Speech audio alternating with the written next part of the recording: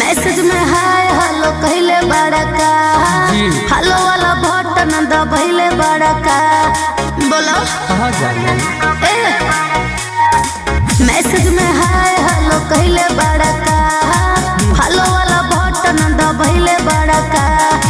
चाहिए कितना बतावल मुश्किल बा तोहरे नाम पर घोड़ा कथा बातिल बा अच्छा जखनी हरी तोरा कमर पतिल बा चुप रह जखनी हरी तोरा कमर पतिल बा दीवाना बना देले बा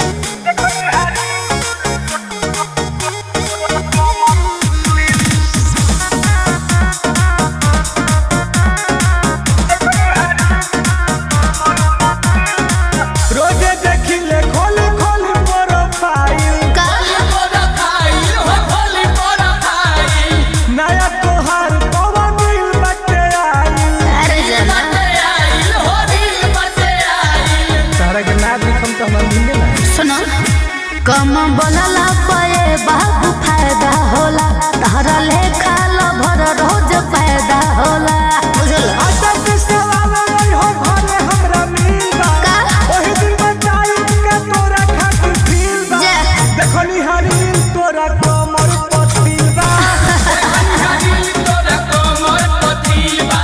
देखनी हरी तोरा कमर पतिल बा तोर दीवाना हो गइल बानी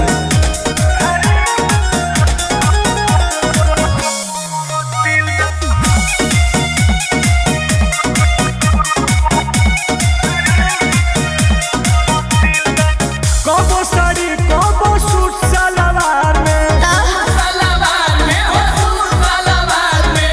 किसिम किसिम के दिल बनावे लुकुआर में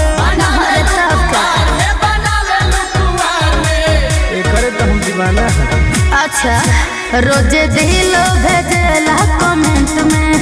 रिप्लाई चाहेला अर्जेंट में बोलो टुन के पीछे हल पूरा महफिल बा अच्छा तारा पीछे पागल सागर सुनील बा अरे देखनी हरी तोरा कमर पतिल बा चुप रह देखनी हरी तोरा कमर पतिल बा अरे अब तो सेट करा